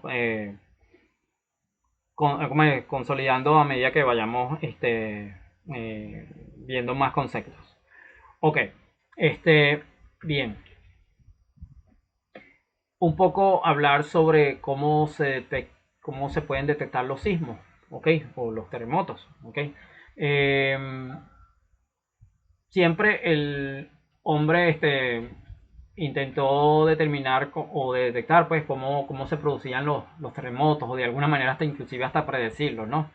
Este, pero bueno, eso desde hace mucho tiempo el hombre se interesó por eso y bueno, prácticamente de lo que se conoce en la historia es de un primer instrumento que fue construido por un chino llamado Chan Heng en el año 1932 después de Cristo, ¿ok? Y este aparato consistía en una especie de jarrón, ¿ok? Ese jarrón tenía, por ejemplo, un jarrón como por ejemplo metálico, eh, yo diría que de bronce, pues, que no determiné, pero pareciera que fuese de bronce. Y este jarrón tenía como una especie de bolas de plomo en las bocas de unos dragones. Esos dragones estaban alrededor digamos, de las paredes de ese jarrón, ¿ok? Y debajo de ello había como una especie de unos sapos con las bocas abiertas, ¿ok? Como quien dice, mirando de frente a cada uno de esos dragones. Entonces, cada vez que se producía un sismo, el dragón soltaba una de esas bolas de plomo y caían en la boca de cada uno de esos sapos, dependiendo de la dirección en la que se producía el sismo. Internamente este jarrón era como una especie o sea, interno, era como una barra que al producirse el sismo, esta barra hacía que cada dragón abriera la boca y soltara la correspondiente esfera. ¿Ok?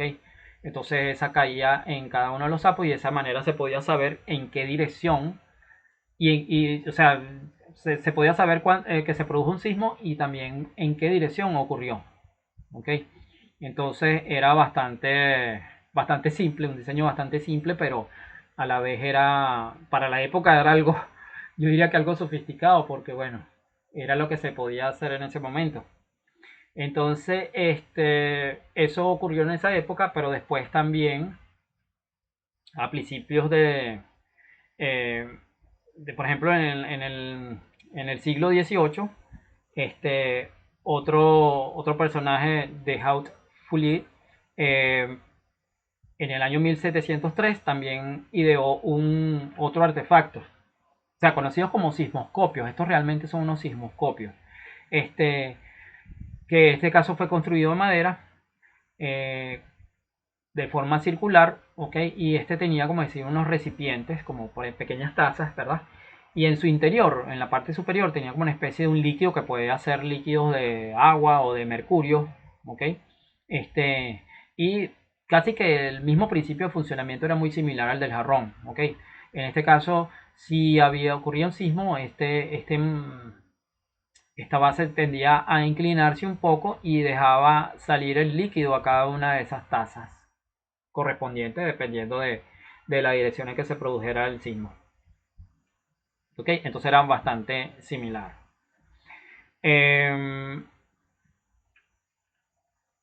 Bien, esto era como decir los dos primeros artefactos que se conoce de que eran los primeros, digamos, eh, instrumentos para detectar sismos. Pero a medida que fue pasando el tiempo, estos instrumentos fueron evolucionando.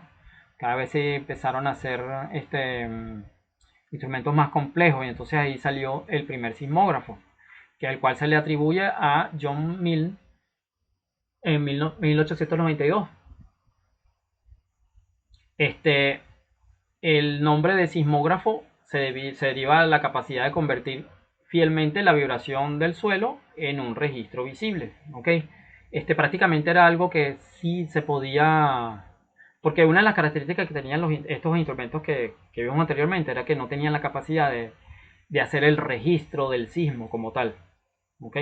Sino que simplemente se sabía cuándo ocurrió un sismo, pero no había un registro físico de qué era lo que pasaba cuando estaba ocurriendo un sismo.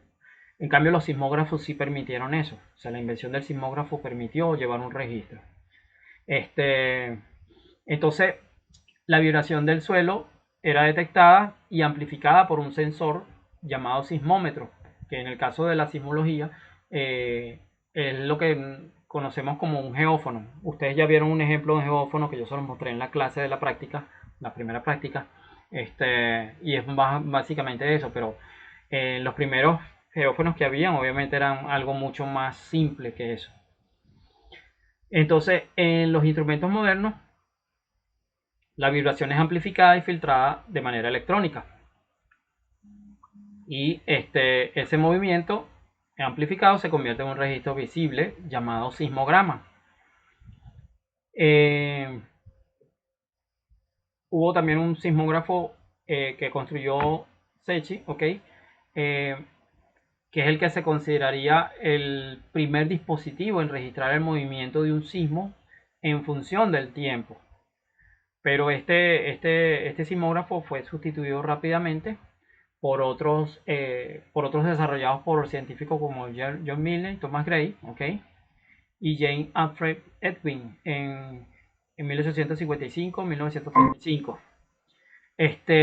Y ese sismógrafo tenía un péndulo con una aguja suspendido sobre una plancha de cristal ahumado. Entonces esto permitió de alguna manera discernir entre las ondas primarias y las ondas secundarias.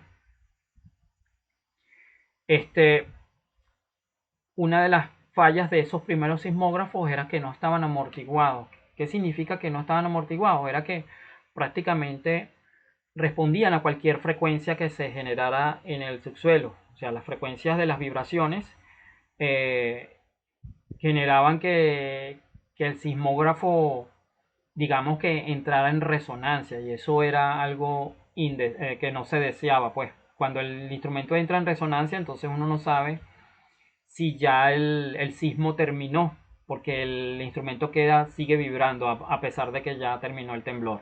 ¿Ok? Entonces ese era uno de los problemas que tenían estos aparatos inicialmente.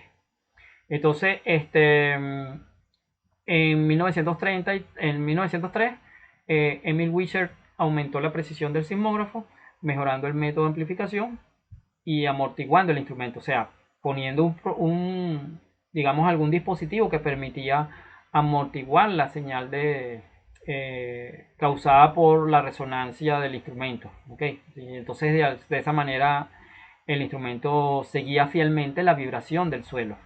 ¿Okay? Esos primeros instrumentos dependían de palancas mecánicas para la amplificación y la grabación de señales en papel ahumado, lo cual los hizo voluminosos y pesados, ¿ok? Eran muy pesados, lo cual restringía mucho su aplicación.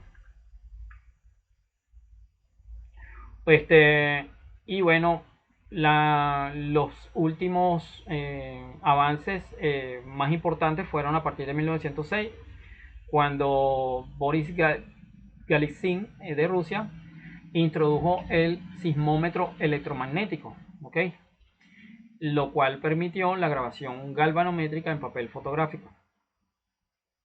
El cual tenía la gran ventaja de que la grabadora se podía separar del propio sismógrafo. ¿Ok? Ya vamos a ver unos ejemplos de sismógrafo, ya para terminar la clase.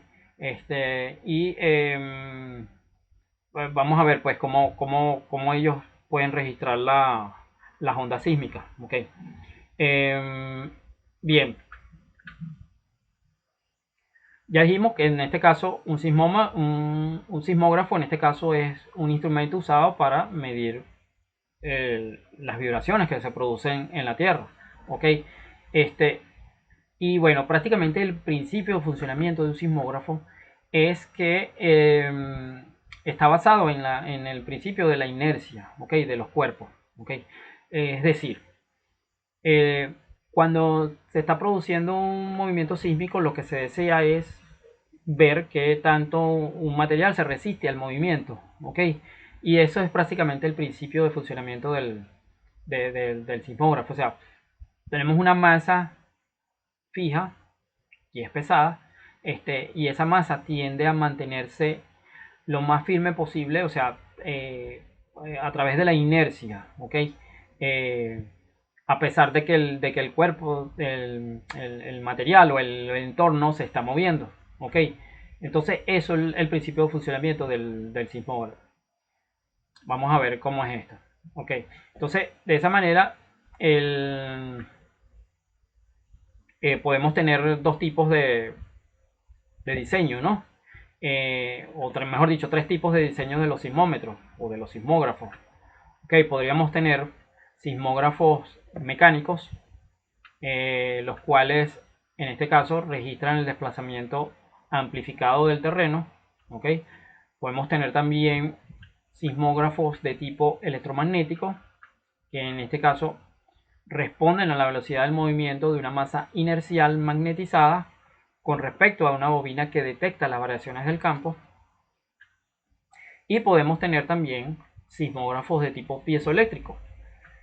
En estos casos, estos responden a cambios de presión detectados a través de un material piezoeléctrico, como por ejemplo puede ser un cristal de cuarzo.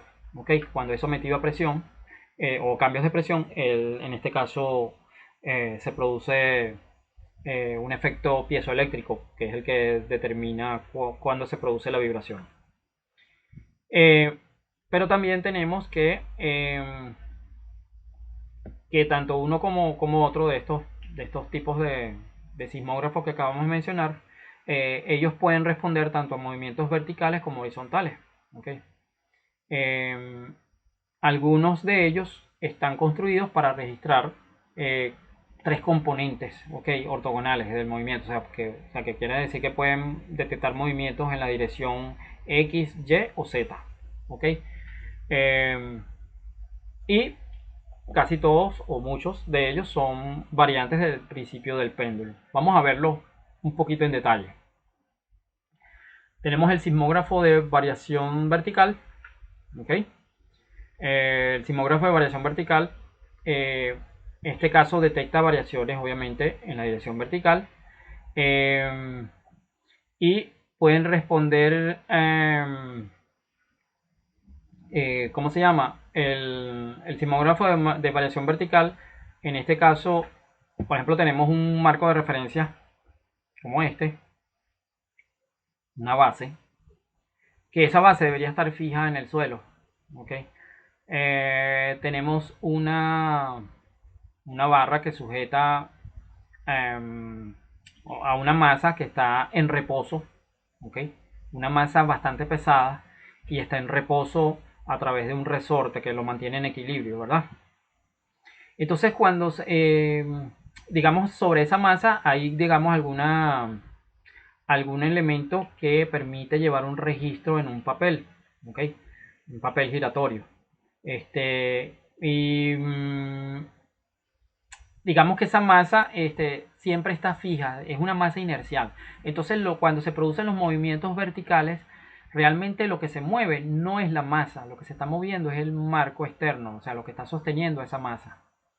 Entonces, como ella va a permanecer en reposo, o va a tender a permanecer en reposo, entonces el movimiento de todo el sistema queda registrado porque prácticamente se está moviendo todo con respecto a la masa. ¿Okay? Entonces de esa manera el movimiento se produce.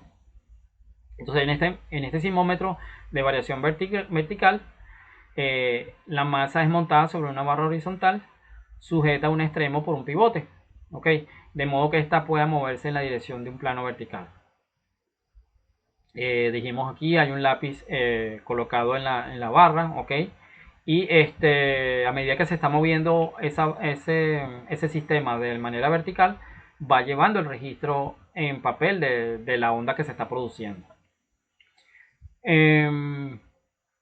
Y bueno, queda el registro grabado allí, pues, y se puede analizar después en qué momento se produjo el sismo. Esto es lo que se conoce como un sismómetro de variación vertical, pero es equivalente totalmente a un sismógrafo de variación horizontal. En el caso de variación horizontal, es exactamente el mismo principio. Fíjense que son el principio del péndulo. ¿Okay? En este caso, nuevamente, tenemos un marco de referencia, o sea, una base que sostiene a una masa pesada, y esa masa está sujeta a un pivote, ¿ok? O sea, está afincada en un pivote, lo cual le permite movimientos solamente horizontales, ¿ok? Solamente movimientos horizontales y nuevamente hay algún dispositivo con el cual se permite llevar un registro en papel, ¿okay? Puede ser un papel fotográfico, puede ser un papel eh, o con un lápiz o alguna marca de tinta que haya algún registro en ese papel o en esa banda. Ok, y entonces los movimientos laterales que se producen en el suelo van a ser recibidos por todo el marco de referencia, y la masa, como es una masa inercial, ella va a tender a quedarse quieta, ¿ok? A quedarse en reposo, mientras que lo que se está moviendo es lo que está alrededor. Entonces cada uno de esos movimientos del marco de referencia con respecto a la masa son los que se están quedando grabados en ese papel o en ese dispositivo de registro. Y bueno, tenemos por último el caso del sismómetro electromagnético, que viene siendo de alguna manera el mismo principio anterior, solo que ahora los registros, en vez de llevarlo en papel, lo vamos a llevar a través de variaciones en corriente, ¿ok? Variaciones en corriente y en voltaje. En este caso tenemos un dispositivo que también está encerrado en un marco, una base, ¿ok? Que contiene, en este caso, un magneto fijo, ¿verdad? Y sobre ese magneto tenemos un dispositivo que es un núcleo un núcleo que contiene una bobina, ¿ok? Entonces, si se producen movimientos verticales, eh, en este caso, la bobina, como está sujetada y en reposo a través de un resorte, la bobina va a quedar, como quien dice, oscilando, o sea, todo el sistema va a quedar oscilando a través de, en el mismo eje de la bobina. Entonces, el campo magnético va a inducir ciertas corrientes en la bobina y esas corrientes son las que son llevadas a un dispositivo de un registro sísmico, pues, donde nosotros vamos a poder ver la señal que se está grabando, pero de forma eléctrica, ¿ok? Como si fuera un osciloscopio. ¿Ustedes se acuerdan el ejemplo que yo les puse del geófono conectado al osciloscopio? Ese ejemplo es el mismo ejemplo que estamos viendo aquí. Realmente lo que estamos viendo aquí es el principio del geófono. Cuando nosotros hacemos movimientos verticales, esos movimientos en un geófono de componente vertical quedarían registrados por ejemplo, si fuese un osciloscopio quedaría registrado allí, pero si fuese otro medio magnético o digital, eso quedaría grabado allí. Pudiéramos hacerlo también con componentes horizontales y componentes horizontales en el eje Y y en el eje Z. Este, ok, está este principio con el núcleo o con la bobina fija y perdón, con el magneto fijo y la núclea móvil, la bobina móvil, pero también puede ser el inverso, puede tener que el magneto sea móvil y que la bobina en este caso sea la que se mantenga fija. Ok, pueden haber las dos variantes, pero en ambos casos lo que se busca es de obtener variaciones de corriente en función de las variaciones verticales u horizontales de todo el sistema magneto-bobina. ¿Ok? Es lo que se está haciendo. Pero es el mismo principio de funcionamiento de un geófono. De todas maneras, en la próxima clase vamos a ver un poquito más detalle el funcionamiento de los geófonos. Pero bueno, yo creo que esto es lo que sería ya parte de la clase de hoy. Yo no sé si tienen algunas preguntas.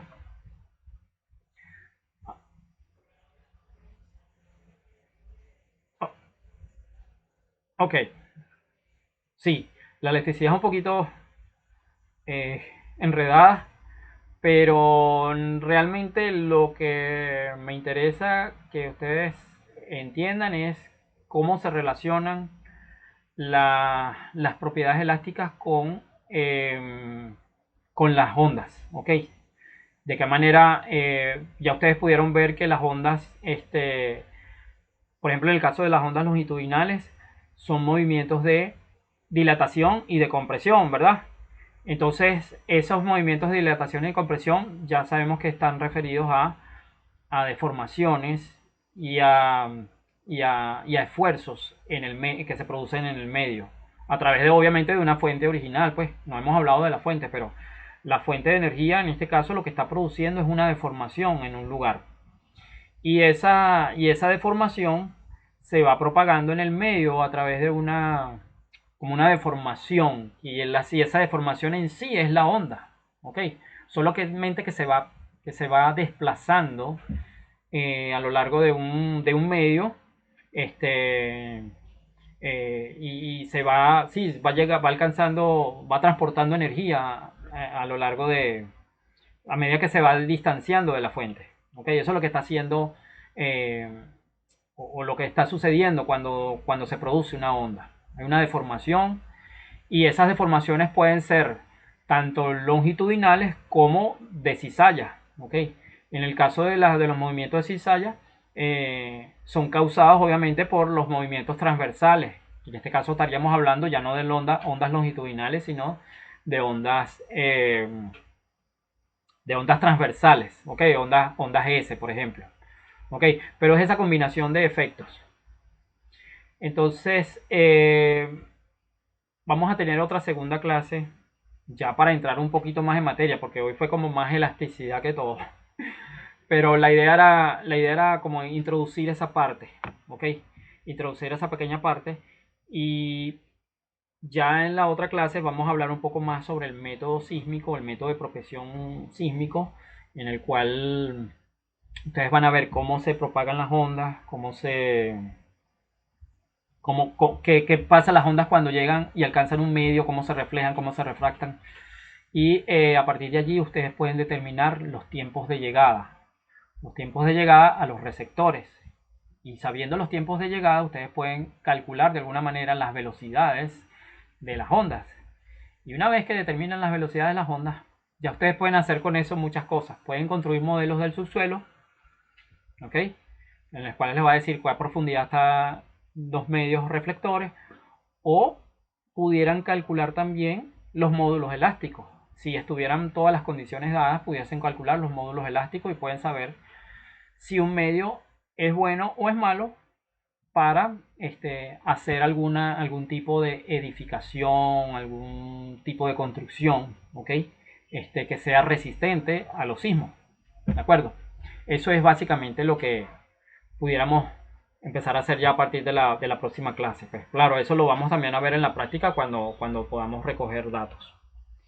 ¿Alguna otra pregunta? Insisto, ¿cuántos más están conectados? Al final no sé cuántos se conectaron porque no estoy viendo aquí la... Ok. ¿Dudas? ¿Preguntas?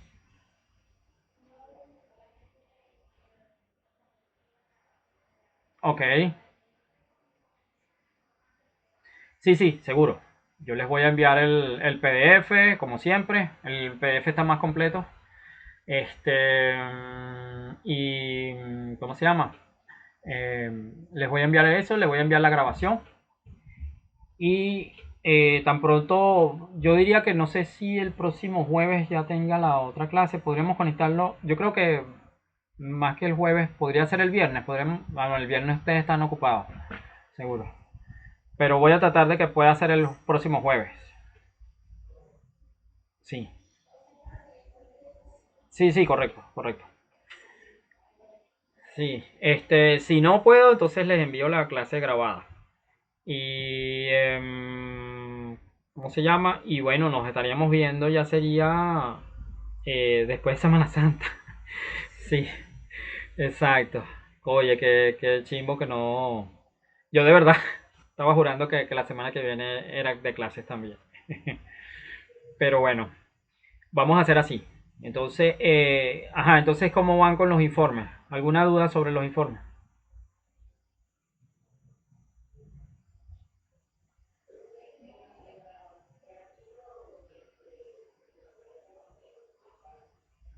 Ajá.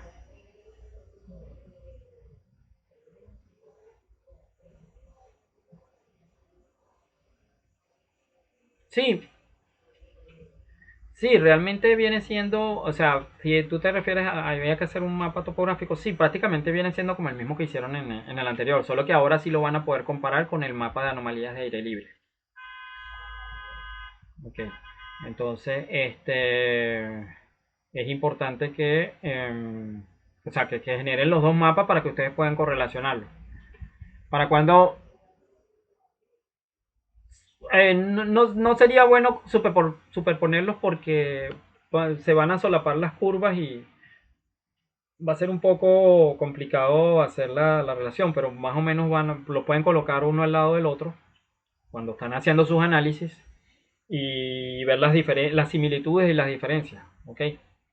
Para que ustedes puedan ver cómo se relacionan las ondas, perdón, las ondas, las anomalías de aire libre con la topografía, ¿ok? ¿Cuándo me empiezan a entregar ese informe?